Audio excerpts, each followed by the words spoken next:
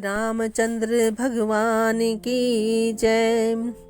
गुरु जी के वचनों का स्मरण करके मेरा मन श्री राम जी के चरणों में लग गया। मैं क्षण क्षण नया नया प्रेम प्राप्त करता हुआ श्री रघुनाथ जी का यश गाता फिरता था। सुमेरु पर्वत के शिखर पर बड़ की छाया में लोमश मुनि बैठे थे। उन्हें देखकर मैंने उनके चरणों में सिर नवाया और अत्यंत दीन वचन कहे।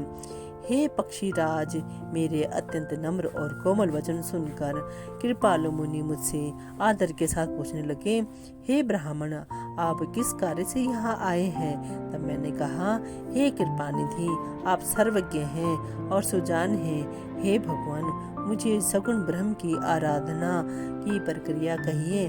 तब हे पक्षीराज, मुनीश्वर ने श्री रघुनाथ जी के गुणों की कुछ कथाएं आदर सहित कही। फिर वे ब्रह्म ज्ञान परायण विज्ञानवान मुनि मुझे परम अधिकारी जानकर ब्रह्म का उपदेश करने लगे कि वह अजन्मा है, अद्वैत है, निर्गुण है और हृदय का स्वामी अंतर्यामी है। उसे कोई बुद्धि के द्वारा माप नहीं सकता। वह इच्छा रहित, नाम रहित, रूप रहित, अनुभव से जानने योग्य, अखंड और उपमा रहित है। वह मन और इंद्रियों से परे, निर्मल, विनाश रहित, निर्विकार, सीमा रहित और सुख की राशि है। वेद ऐसा गाते हैं कि वही तू है, तत्वमसि। जल और जल की तरह की भांति उसमें और तुझमें कोई भेद नहीं है। मुनि ने मुझे अनेकों प्रकार से समझाया, पर निर्गुण मत मेरे हृदय में नहीं बैठा।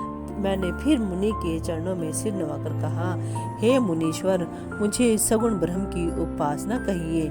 मेरा मन राम भक्ति रूपी जल में मछली हो रहा है, उसी में रम रहा है। हे चतुर मुनीश्वर, ऐसी दशा में वह उससे अलग कैसे हो सकता है? आप दया करके मुझे वही उपदेश कहिए, उपाय कहिए, जिससे मैं श्री रघुनाथ जी को अपनी आंखों से देख सकूं। पहले नेत्र भरकर श्री अयोध्यानाथ को देखकर तब निर्गुण का उपदेश सुनूंगा। मुनि ने फिर अनुपम महत्व कथा कहकर सगुण मत का खंडन करके निर्गुण का निरूपण किया। तब मैं निर्गुण मत को काट कर बहुत हट करके सगुण का निरूपण करने लगा। मैंने उत्तर प्रत्युत्तर किया। इससे मुनि के शरीर में क्रोध के चिन्ह उत्पन्न हो गए। हे प्रभु, सुनिए, बहुत अपमान करने पर ज्ञानी के भी हृदय में क्रोध उत्पन्न हो जाता है। यदि कोई चंदन की लकड़ी को बहुत अधिक रगड़े तो उससे भी अग्नि प्रकट हो जाएगी। मुनि बार बार क्रोध सहित ज्ञान का निरूपण करने लगे। तब मैं बैठा बैठा अपने मन में अनेकों प्रकार के अनुमान करने लगा। बिना द्वैत बुद्धि के क्रोध कैसा, और बिना अज्ञान के क्या द्वैत बुद्धि हो सकती है? माया के वश रहने वाला परिच्छिन्न जड़ जीव क्या है? ईश्वर के समान हो सकता है?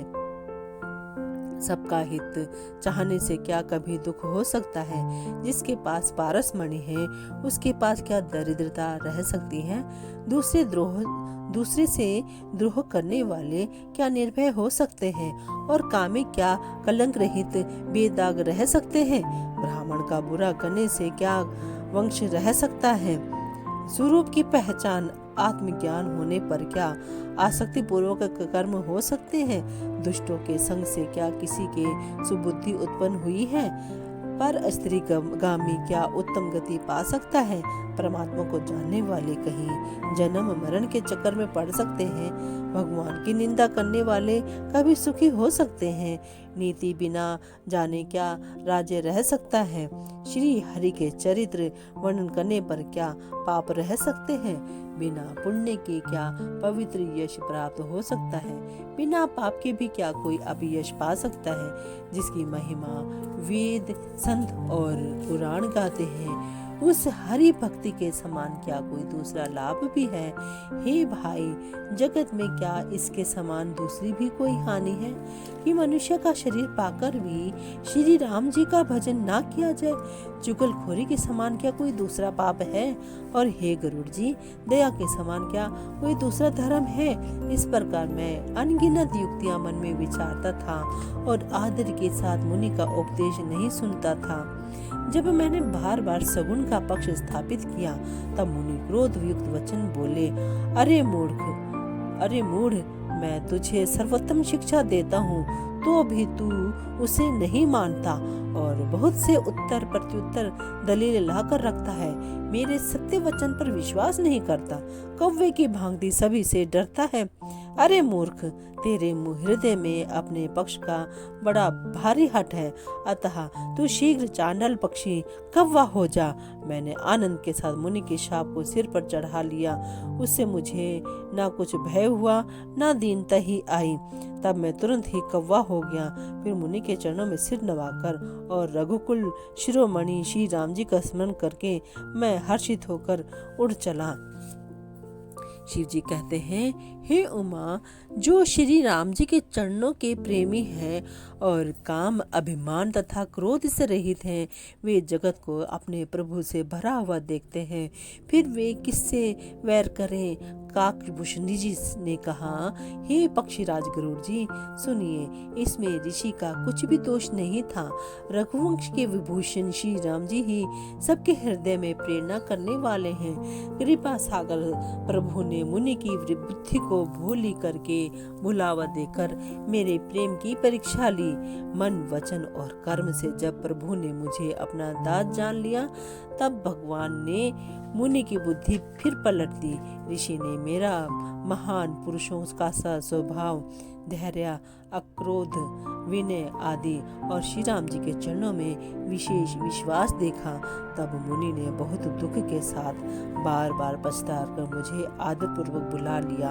उन्होंने अनेकों प्रकार से मेरा संतोष किया और तब हर्षित होकर मुझे राम मंत्र दिया। कृपा निधान मुनि ने मुझे बालक रूप श्री राम जी का ध्यान की विधि बतलाया। सुंदर और सुख देने वाला ये ध्यान मुझे बहुत ही अच्छा लगा। वह ध्यान मैं आपको पहले ही सुना चुका हूँ। मुनि ने कुछ समय तक मुझको वहाँ रखा, अपने पास रखा। तब उन्होंने रामचरितमानस का वर्णन किया। आदर पूर्वक मुझे यह कथा सुनाकर फिर मुनि मुझसे सुंदर वाणी बोले, हे तात, यह सुंदर और गुप्त रामचरितमानस मैंने शिव जी की कृपा से पाया था। तुम्हें श्री राम जी का निज भक्त जाना, इसी से मैंने तुमसे सब चरित्र विस्तार से कहा। हे तात, जिनके हृदय में श्री राम जी की भक्ति नहीं है, उनके सामने इसे कभी भी नहीं कहना चाहिए। मुनि ने मुझे बहुत प्रकार से समझाया। तब मैंने प्रेम के साथ मुनि के चरणों में सिर नवाया। मुनीश्वर ने अपने कर कमलों से मेरा सिर स्पर्श करके हर्षित होकर आशीर्वाद दिया कि अब मेरी कृपा से तेरे हृदय में सदा प्रगाढ़ राम भक्ति बसेगी।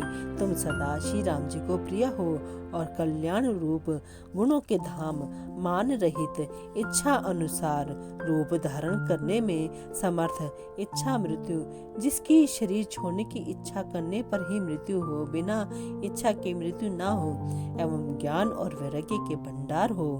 इतना ही नहीं, श्री भगवान को स्मरण करते हुए तुम जिस आश्रम में निवास करोगे, वहाँ 1 योजन 4 कोस तक अविद्या, माया मोह नहीं व्यापेगी। काल, कर्म, गुण, दोष और स्वभाव से उत्पन्न कुछ भी दुख तुमको कभी नहीं व्यापेगा। अनेकों प्रकार के सुंदर श्री राम जी के रहस्य, गुप्त मर्म के चरित्र और गुण जो इतिहास और पुराणों में गुप्त और प्रकट हैं, वर्णित और लक्षित हैं, तुम उन सब को भी बिना ही परिश्रम जान जाओगे। श्री राम जी के चरणों में तुम्हारा नित्य नया प्रेम हो। अपने मन में तुम जो कुछ इच्छा करोगे, श्री हरि की कृपा से उसकी पूर्ति कुछ भी दुर्लभ नहीं होगी। हे धीर बुद्धि गरुड़ जी, सुनिए, मुनि का आशीर्वाद सुनकर आकाश में गंभीर ब्रह्म वाणी हुई कि हे ज्ञानी मुनि, तुम्हारा वचन ऐसा ही हो। यह कर्म मन और वचन से मेरा भक्त है। आकाशवाणी सुनकर मुझे बड़ा हर्ष हुआ। मैं प्रेम में मगन हो गया और मेरा सब संदेह जाता रहा। तदनंतर मुनि की विनती करके आज्ञा पाकर और उनके चरण कमलों में बार बार सिर नवाकर मैं हर्ष सहित इस आश्रम में आया। प्रभु श्री राम जी की कृपा से मैंने दुर्लभ वर पा लिया। हे पक्षीराज, मुझे यहाँ निवास करते 27 कल्प बीत गए।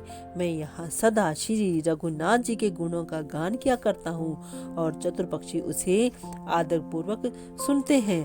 अयोध्यापुरी में जब जब श्री रघुवीर भक्तों के हित के लिए मनुष्य शरीर धारण करते हैं, तब तब मैं जाकर श्री राम जी की नगरी में रहता हूँ और प्रभु की शिशु लीला देखकर सुख प्राप्त करता हूँ।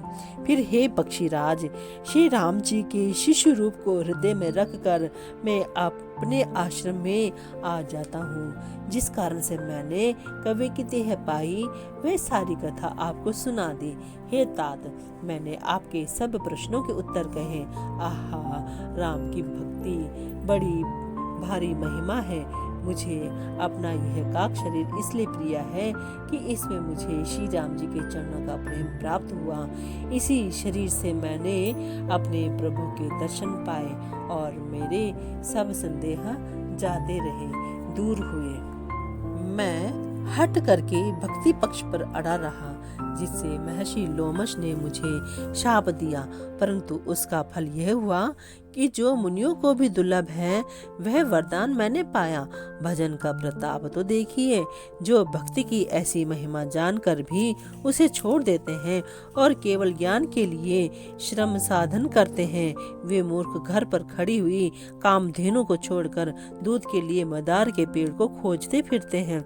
हे पक्षीराज, सुनिए, जो लोग श्री हरि की भक्ति को छोड़कर दूसरे उपायों से सुख चाहते हैं, वे मूर्ख और जड़ करने वाले अभागे बिना ही जहाज के तैरकर महासमुद्र के पार जाना चाहते हैं।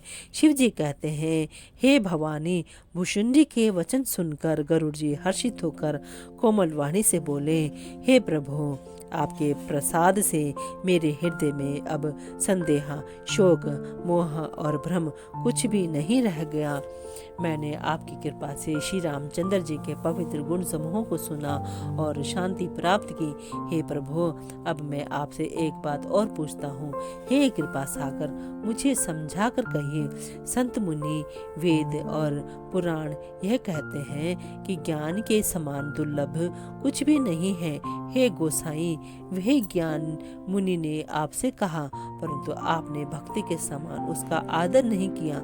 हे कृपा के धाम, हे प्रभु, ज्ञान और भक्ति में कितना अंतर है, अब यह सब मुझसे कहिए। गरुड़ जी के वचन सुनकर सुजान काक भुशुंडी जी ने सुख माना और आदर के साथ कहा, भक्ति और ज्ञान में कुछ भी भेद नहीं है, दोनों ही संसार से उत्पन्न कलेशों को हर लेते हैं। हे नाथ, मुनीश्वर इनमें कुछ अंतर बतलाते हैं। हे पक्षी श्रेष्ठ, उसे सावधान होकर सुनिए। हे हरिवाहन, सुनिए। ज्ञान, वैराग्य, योग, विज्ञान, ये सब पुरुष हैं। पुरुष का प्रताप सब प्रकार से प्रबल होता है। अबला माया स्वाभाविक ही निर्बल और जाति जन्म से ही जड़ मूर्ख होती है, परंतु जो वैराग्यवान और धीर बुद्धि पुरुष हैं, वही स्त्री को त्याग सकते हैं, ना कि वे कामी पुरुष जो विषयों के वश में उनके गुलाम हैं और श्री रघुवीर के चरणों से विमुख हैं। वे ज्ञान के भंडार मुनि भी मृग नयनी युवती स्त्री के चंद्रमुख को देखकर विवश उसके अधीन हो जाते हैं। हे गरुड़ जी, साक्षात भगवान विष्णु की माया ही स्त्री रूप से प्रकट है। यहाँ मैं कुछ पक्षपात नहीं रखता, वेद पुराण और संतों का मत ही कहता हूँ। हे गरुड़ जी, यह अनुपम विलक्षण रीति है कि एक स्त्री के रूप पर दूसरी स्त्री मोहित नहीं होती। आप सुनिए, माया और भक्ति ये दोनों ही स्त्री वर्ग की हैं, यह सब कोई जानते हैं। फिर श्री रघुवीर की वो भक्ति प्यारी है, माया बेचारी तो निश्चय ही नाचने वाली नटनी मात्र है। श्री रघुनाथ जी भक्ति के विशेष अनुकूल रहते हैं, इसी से माया उससे अत्यंत डरती रहती है। जिसके हृदय में उपमा रहित और उपाधि रहित विशुद्ध राम भक्ति सदा बिना किसी बाधा रोक टोक के बसती है, उसे देखकर माया सकुचा जाती है, उस पर वह अपनी प्रभुता कुछ भी नहीं कर सकती। ऐसा विचार कर ही जो विज्ञानी मुनि हैं, वे भी सब सुखों की खानी भक्ति की ही याचना करते हैं। श्री रघुनाथ जी का यह रहस्य गुप्त मर्म जल्दी कोई भी नहीं जान पाता। श्री रघुनाथ जी की कृपा से जो इसे जान जाता है, उसे स्वप्न में भी मोह नहीं होता। हे सुचतुर गरुड़ जी, ज्ञान और भक्ति का और भी भेद सुनिए, जिसके सुनने से श्री राम जी के चरणों में सदा अविच्छिन्न एक तार प्रेम हो जाता है। हे तात, यह अकथनीय कहानी सुनिए, यह समझते ही बनती है, कहीं नहीं जा सकती।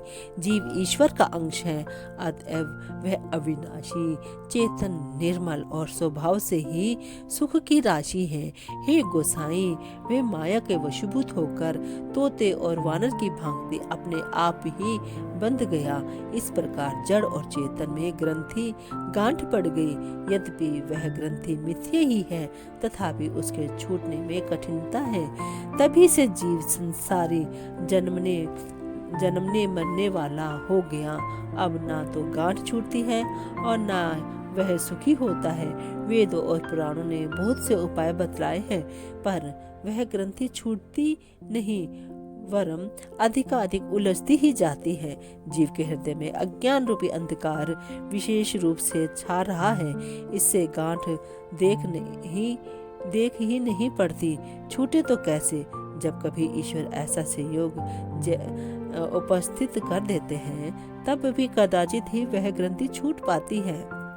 श्री हरि की कृपा से यदि सात्विकी श्रद्धा रूपी सुंदर गौ हृदय रूपी घर में आकर बस जाए, असंख्यो तप जप व्रत यम और नियम आदि शुभ धर्म और आचार जो श्रुतियों ने कहे हैं, उन्हीं धर्माचार रूपी हरे तृणों को जब वह गौ चरे और आस्तिक भाव रूपी छोटे बछड़ों को पाकर वह पहनावे, निवृत्ति संसारिक विषयों से और प्रपंच से हटना, नोई गौ के दूहते समय पिछले पैर बांधने की रस्सी है, विश्वास दूध धोने का बर्तन है, निर्मल निष्पाप मन जो स्वयं अपना दास है, अपने वश में है, धोने वाला अहीर है। हे भाई, इस प्रकार धर्मचार में प्रवृत्त सात्विक की श्रद्धा रूपी गौ से भाव निवृत्ति और वश में किए हुए निर्मल मन की सहायता से परम धर्ममय दूध दोहकर उसे निष्काम भाव रूपी अग्नि पर भली भांति औटावे, फिर क्षमा और संतोष रूपी हवा से उसे ठंडा करे और धैर्य तथा शम मन निग्रह रूपी जामन देकर उसे जमावे। तब मुदिता प्रसन्नता रूपी कमोरी में तत्व विचार रूपी मथानी से दम इंद्रिय दमन के आधार पर दम रूपी खंबे आदि के सहारे सत्य और सुंदर वाणी रूपी रस्सी लगाकर उसे मथे और मथ कर तब उसमें से निर्मल सुंदर और अत्यंत पवित्र वैराग्य रूपी मक्खन निकाल ले। तब योग रूपी अग्नि प्रकट करके उसमें समस्त शुभाशुभ कर्म रूपी ईंधन लगा दे, सब कर्मों को योग रूपी अग्नि में भस्म कर दे। जब वैराग्य रूपी मक्खन का ममता रूपी मल जल जाए, तब बचे हुए ज्ञान रूपी घी को निश्चात्मिका बुद्धि से ठंडा करें। तब विज्ञान रूपिणी बुद्धि उस ज्ञान रूपी निर्मल घी को पाकर उससे चित्त रूपी दिए को भरकर समता की दीवट बनाकर उस पर उसे दृढ़ता पूर्वक जमा कर रखें। जागृत, स्वप्न और सुषुप्ति तीनों अवस्थाएं और सत्व, रज और तम तीनों गुण रूपी कपास से तुर्यावस्था रूपी रुई को निकालकर और फिर उसे संवार कर उसकी सुंदर कड़ी बत्ती बनावे।